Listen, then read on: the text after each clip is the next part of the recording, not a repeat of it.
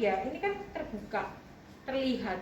Ya, ini salah satu, ini adalah mata yang menonjol. Jadi kalau misalnya dia seperti ini terus, ini juga bisa menyebabkan infeksi di matanya. Ya, kalau udah infeksi ini nanti bisa kornea yang buat melihat ini bisa rusak. Kalau rusak lama-lama nggak bisa melihat. Ya, karena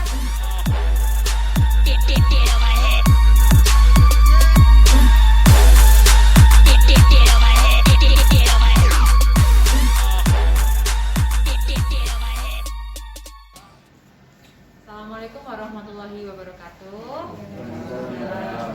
Bagaimana kabarnya Bapak dan Ibu sekalian? Alhamdulillah ya. Semoga hari ini yang periksanya lancar. Amin. Kesehatan. Oke. Nah, hari ini pada hari Jumat ini saya mau menjelaskan tentang namanya proptosis. Nah, kan Bapak dan Ibu sekalian sudah dibagikan brosur ya.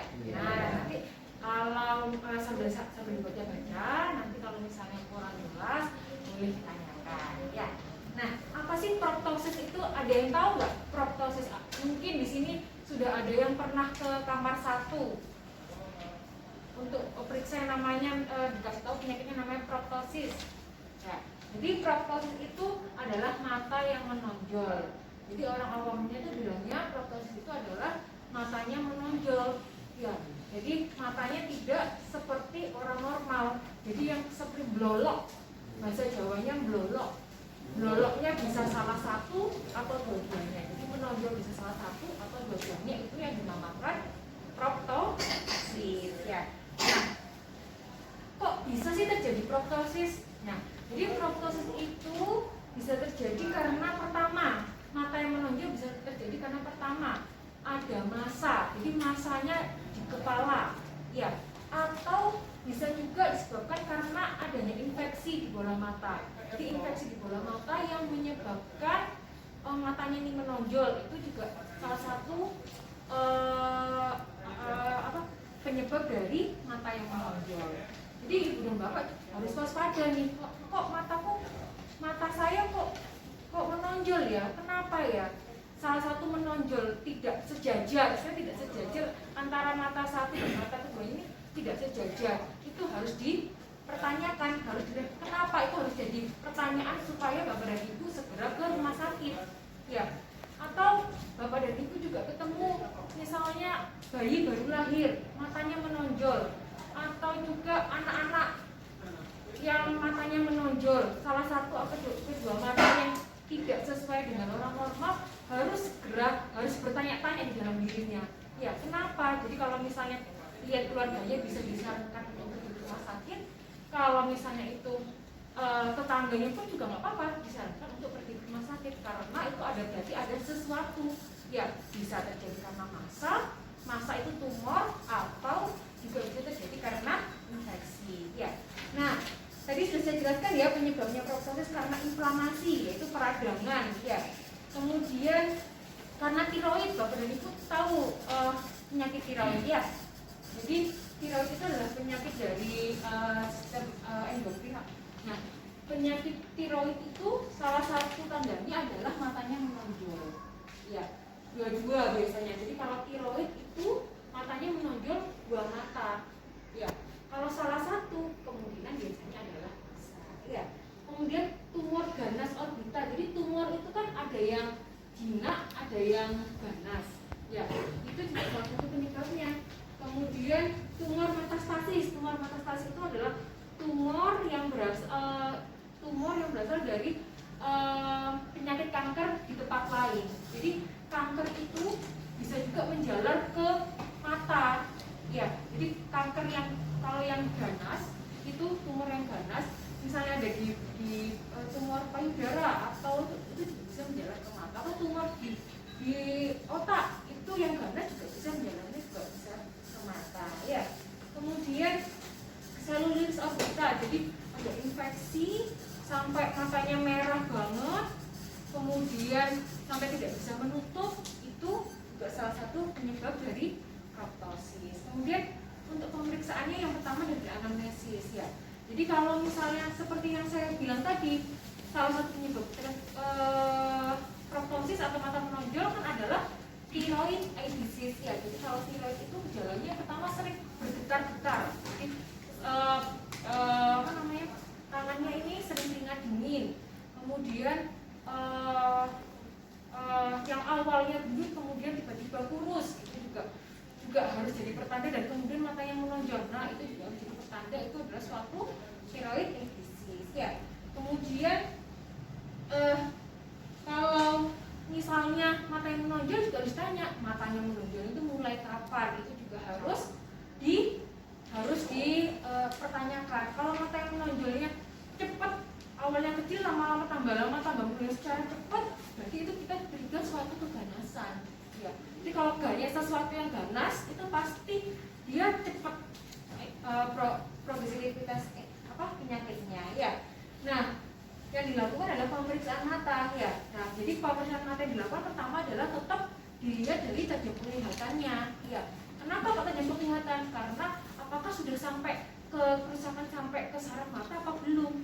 Karena proptosis ini banyak, bisa menyebabkan kerusakan saraf mata juga, bisa menyebabkan tidak bisa melihat juga. Itu bahayanya kalau misalnya kita tidak aware dengan mata menonjol ya. Kemudian nanti di poli mata akan diperiksa menggunakan slit lamp seperti ini di depan ya.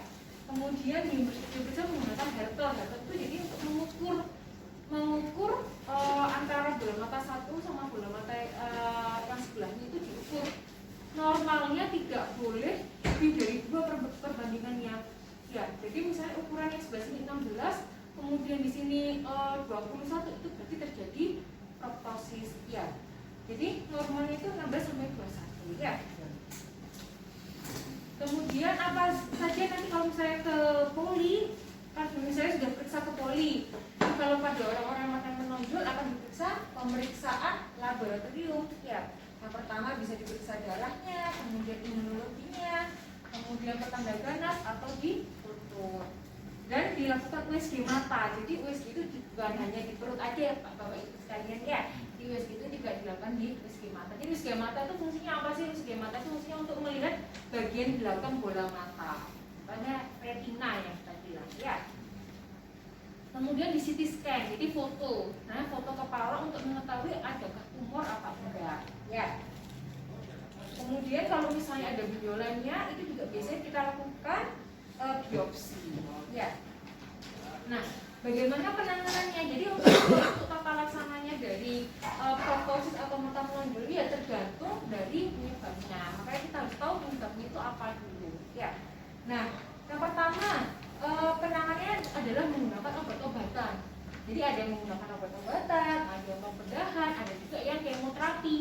Nah, kalau obat-obatan itu biasanya karena penyakit tiroid itu bisa dengan menggunakan obat-obatan. Karena tiroid itu kan penyebabnya inflamasi ya. Nah, kalau ada inflamasi peradangan itu bisa menggunakan obat-obatan ya. Kemudian pembedahan, kalau misalnya kita curiga suatu tumor, nah itu bisa dilakukan pembedahan ya. Kemudian kalau misalnya tumornya ganas, seperti contohnya penyakit pada anak atau retinoblastoma, penyakit ganas itu adalah bisa dilakukan kemoterapi ya. Yang penting adalah Bapak dan yang saya tekankan di sini yang penting adalah Bapak itu harus aware apa itu mata menonjol ya. Kalau ada mata menonjol segera periksakan ke dokter mata ya. Nah, kalau enggak periksakan ke dokter umum dulu, nanti kalau misalnya rumahnya jauh dari dokter mata ke dokter umum dulu ya, tanya sama dokter umumnya di sana ya. Lalu nanti kalau misalnya tidak tertangani, misalnya nggak tahu penyebabnya apa, dicari penyebabnya, lebih baik langsung ke dokter mata. Itu ya Bapak Ibu sekalian ya, karena jangan disepelekan mata menonjol ini ya. Kok nanti kan Bapak Ibu kok matanya meluluk ya, kok mungkin biasa aja, itu jangan ya. Jadi harus aware sama mata menonjol ya. Nah, ini saya kasih contoh mata normal. Jadi mata normal itu antara kanan sama kiri itu sama ukurannya ya. Nah, ini mata normal. Ini juga mata normal ya. Ini kan sama kan ukurannya antara yang kanan sama kiri kan sama kan. Nah ini disebut proptosis, matanya menonjol. Jadi salah satu ini yang menonjol. Jadi proptosis itu bisa terjadi 2 mata atau 1 mata. Nah, ini salah satu contoh yang 1 mata. Ini juga bisa dilakukan karena masa yang juga seperti ini ya. Jadi tandanya apa sih? Salah satunya adalah, nah ini ketika bapak dan ibu tidur kemudian kok nggak bisa nutup matanya ya, nah itu juga curigaan. Itu kan kalau nggak bisa nutup namanya lagophthalmos ya, kalau matanya tidak bisa menutup. Nah itu juga pasti ada sesuatu. Kenapa? Itu juga harus dijadikan, saya sebagai kita harus sadar diri, kenapa kok kelopak mata saya tidak bisa menutup, padahal orang normal bisa ya. Jadi ini kan ibu lihat, kalau yang ini kan antara yang hitam-hitam manik-manik matanya ini kan ketutup ya, ini kan terbuka, terlihat ya. Ini salah satu, ini adalah mata yang menonjol. Jadi kalau misalnya ya seperti ini terus, ini juga bisa menyebabkan infeksi di matanya ya. Kalau udah infeksi ini nanti bisa korneanya, kornea yang buat melihat ini bisa rusak. Kalau rusak lama-lama nggak bisa melihat ya, karena mata itu kan aset ya buat kita ya. Jadi kalau kita buta itu kan kita ya nggak bisa melihat. Nanti ibu dan bapak sekalian butuh orang lain untuk supaya bisa melakukan kegiatan ya. Jadi pokoknya kalau mata itu benar-benar aset ya. Nah ini juga, ini pada anak-anak ya. Ini mata yang sebelah sini dia terlihat proptos, jadi proptos itu menonjol matanya ya. Nah seperti ini. Nah ini awalnya normal, kemudian lama-lama terjadi infeksi, karena infeksi atau ada massa, akhirnya dia menonjol dan kalau matanya nggak bisa menutup, akhirnya terjadi kemosis. Kemosis itu pada konjungtivanya terjadi muka ya. Nah ini pada anak-anak yang baru lahir ini juga bisa terjadi proptosis. Ini kasusnya bukan kasus yang sedikit, di kita pun juga beberapa kali juga pernah mendapatkan kasus pada anak-anak yang dengan mata yang menonjol itu banyak ya. Nah ini seperti ini, mata anaknya ini menonjol ya. Ini salah satu contoh ya, mata menonjol pada satu mata. Yang ini dua mata ya Bapak Ibu ya, ini kan dua-duanya dua-dua ya. Terima kasih, mungkin ada yang bisa ditanyakan, nanti boleh ditanyakan apapun terkait mata menonjol boleh, terkait yang luar mata menonjol juga boleh. Terima kasih. Wassalamualaikum warahmatullahi wabarakatuh. Oke, monggo namanya dulu, sebutkan namanya Pak. Mohon maaf. Nama saya Mas Roni. Dari mana Pak? Oh, Tulungagung. Ini banyak.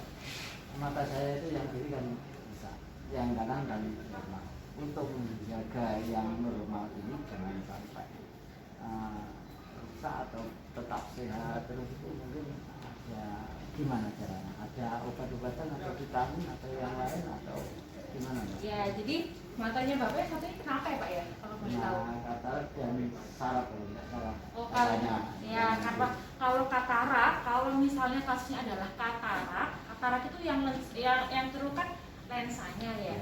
Nah kalau katarak itu bisa ditangani dengan cara operasi. Jadi katarak itu nggak ada obat-obatan, tapi harus dioperasi kalau katarak ya Pak ya, karena katarak kan lensanya keruh. Nah katarak ini kan penyebabnya bisa terjadi karena faktor usia. Jadi semua orang itu nanti bakal mengalami katarak ya. Kalau katarak lensanya diambil, lensanya sudah keruh, diambil nanti diganti dengan lensa yang baru ya. Namanya ionnya itu ditanam di lensa yang baru itu kalau katarak. Dan kalau saraf ya, memang saraf itu kalau sudah terkena saraf memang susah untuk kembali seperti semula ya.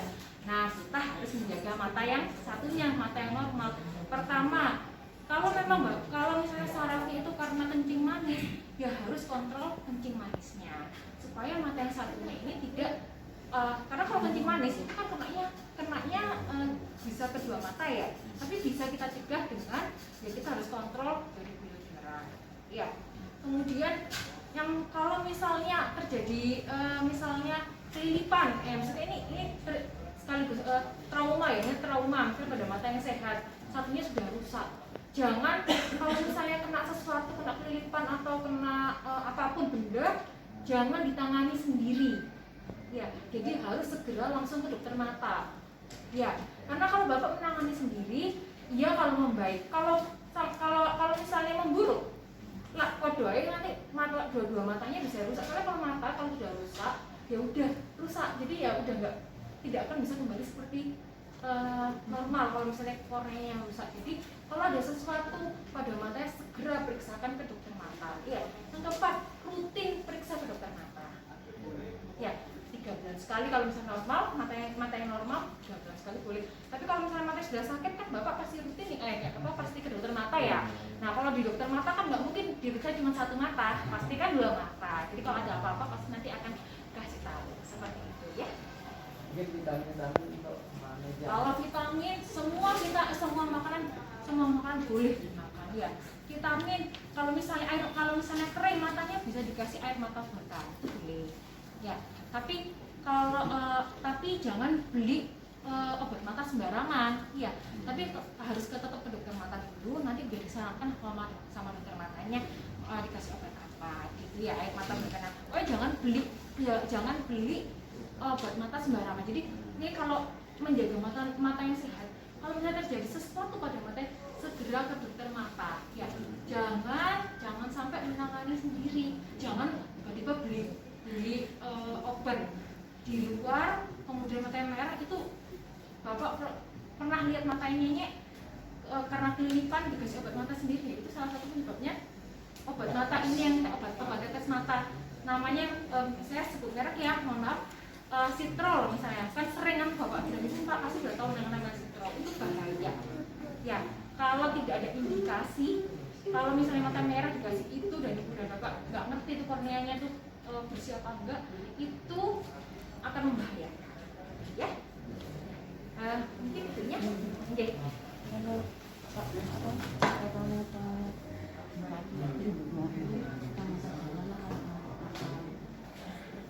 Kacamata ya. Jadi kalau untuk kacamata pelindung mata, jadi mata itu kan juga kalau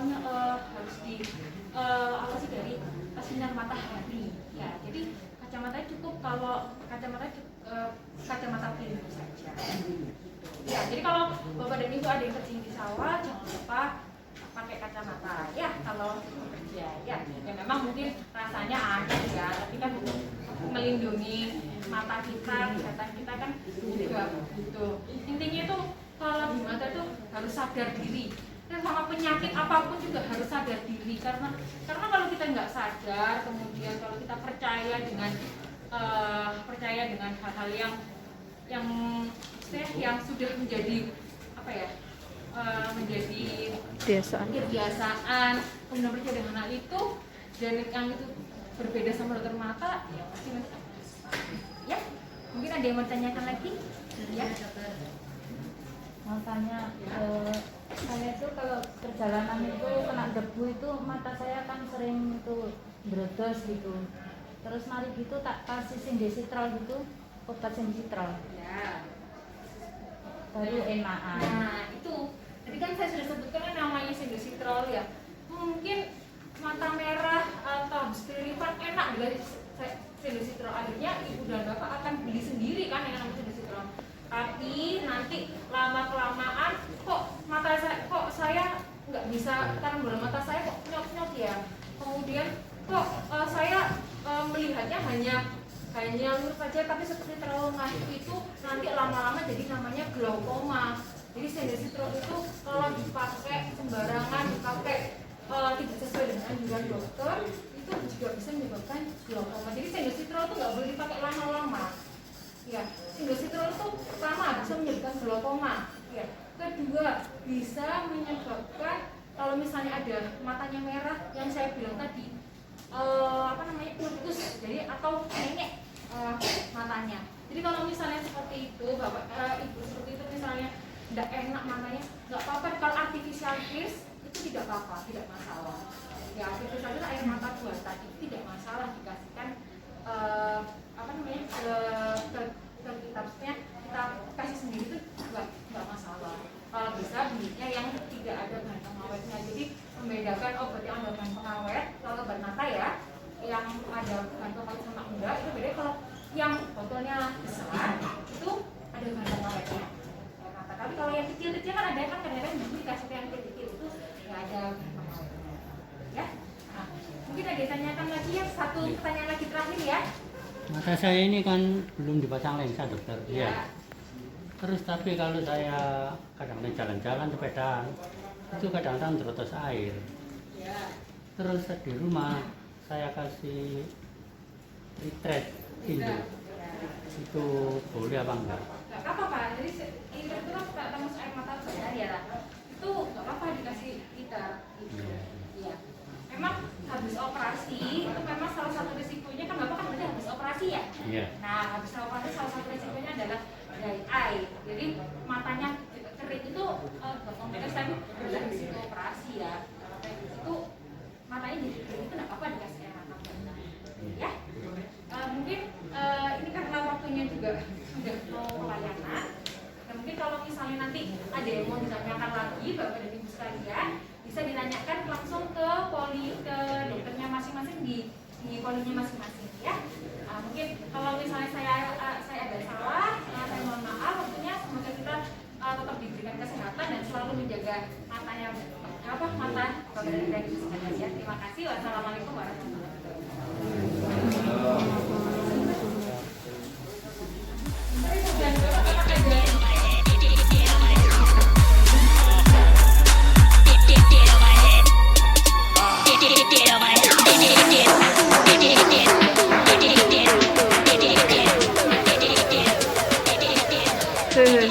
Iki mlaku lho videonya.